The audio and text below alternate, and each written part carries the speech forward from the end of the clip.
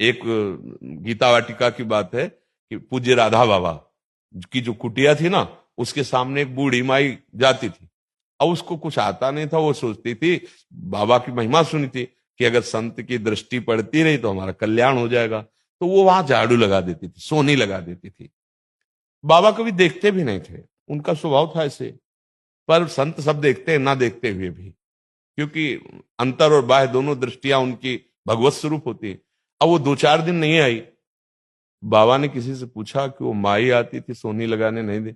बोले बाबा वो तो बहुत बीमार, हमें लगता पधार जाएगी, चलो हमें ले चलो। बाबा कहीं नहीं जाते थे। देखो, उसने सोहनी लगाते समय यही भाव किया था कि ये संत हैं, हमारा कल्याण हो जाएगा इससे, और तो हमसे कुछ बनता नहीं।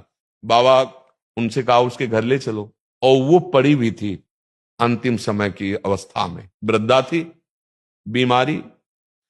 बाबा गए, ऐसे जैसे पुत्र को दुलार किया जाता है, ऐसे गोद में सर ऐसे। बोले माई कुछ दिखाई दे रहा है? बोले हाँ, प्रिया प्रीतम आए ले जाने के लिए। बाबा उठे चले आए, शरीर उसका पूरा हो गया। संत सदगुरुदेव भगवंत भरोसा काम करता है।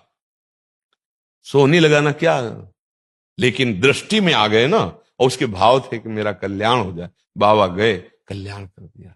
अंतिम समय भगवान सुधारते हैं जो भगवद आश्रित होता है। इसीलिए कहा जाता है साधन तो करो, पर उसका अहंकार मत करो। भरोसा भगवान का, गुरुदेव का रखो।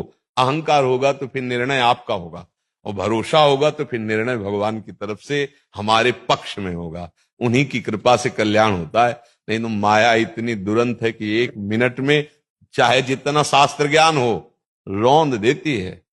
शिव बिरंचिका मोह को है बपुरान, अस जिए जानी भजिए मायापति भगवान।